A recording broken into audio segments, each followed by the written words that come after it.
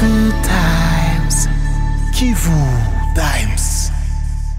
Les participants à l'atelier organisé par Save the Children recommandent au gouvernement congolais de mettre en place des techniques et moyens qui vont intégrer à tous les niveaux du système éducatif des questions en relation avec l'enseignement dans un contexte de conflit. Également, ils recommandent au ministère national de l'EPST de doter aux étudiants et les apprenants des méthodes et des stratégies pédagogiques devant leur permettre de faire face aux conflits qui surgissent en classe et à l'école. Sont parmi les recommandations prises à la clôture de l'atelier de 3 jours sur l'élaboration de la stratégie nationale d'éducation en situation d'urgence en RDC.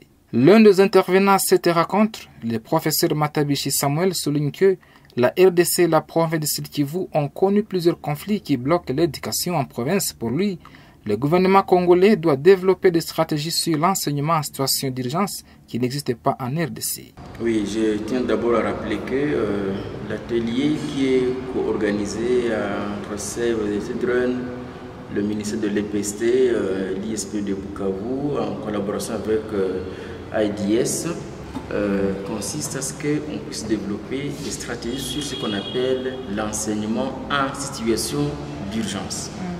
Ce qui n'existe pas dans notre contexte actuel, parce que comme on nous l'a dit, on s'est rendu compte qu'on est très en retard, on est presque au début de ce système, alors que les autres en parlent il y a beaucoup d'années.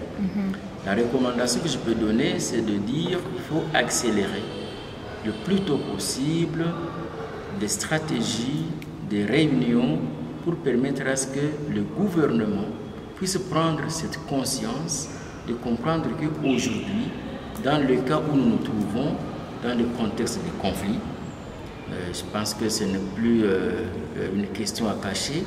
Nous sommes un pays multiconflictuel. Et avec cette multiconflictualité, on doit en tenir compte dans notre système éducatif. On doit intégrer la recommandation à SAVE et de dire aider le gouvernement, amener le gouvernement à comprendre qu'il est grand temps pour qu'on puisse mettre en place des techniques, des moyens qui vont intégrer à tous les niveaux de notre système éducatif des questions en relation avec l'enseignement dans un contexte de conflit. Le professeur Matabishi Samuel souligne que l'Institut supérieur pédagogique de Bukavu a déjà mis en place un manuel de résolution des conflits. Concrètement, nous, au niveau de l'ISP de Bukavu, en collaboration avec IDS, Save the Children, que ce soit Save UK, Save Norway, Save au niveau national et international, on a mis en place ce que nous appelons un manuel de résolution des conflits, c'est-à-dire un manuel de gestion des conflits à l'intérieur de l'école, dans la classe et dans les milieux environnants. Les objectifs de ce manuel est d'outiller les enseignants et d'autres formateurs d'une documentation de référence qui est enrichie et adaptée à leur contexte précis pour qu'en fin de compte, ils soient en mesure de contribuer à résoudre les conflits dans la classe, à l'école et dans les milieux environnants. Je pars du principe que dans le temps, monsieur l'enseignant, madame l'enseignante, monsieur le maître, madame la maîtresse étaient considérés comme des références. Ils étaient respectés et on supposait qu'ils incarnaient des valeurs. Là où il y avait conflit, c'est l'enseignant qui allait le faire. Pourquoi aujourd'hui il y a des conflits? Il y en a à l'école, mais personne ne veut aborder cette question à l'intérieur de la classe. Nous voulons qu'on puisse former les enseignants. Et au niveau de l'ISP de Bukavu, comme vous le savez, l'ISP de Bukavu forme des enseignants pour l'école secondaire. L'école secondaire en forme pour l'école primaire. Ça signifie que si, au niveau de l'ISP, chaque étudiant qui termine est déjà capable de comprendre cette thématique, ces concepts de conflit, il sera aussi à mesure de l'étendre sur l'ensemble de tout le système éducatif en RDC. Il demande à l'État congolais de prendre conscience et de comprendre qu'on ne peut plus tenir compte des ONG pour se développer. À l'État congolais de prendre conscience et de comprendre qu'aujourd'hui, on ne peut pas seulement compter sur les ONG pour se développer.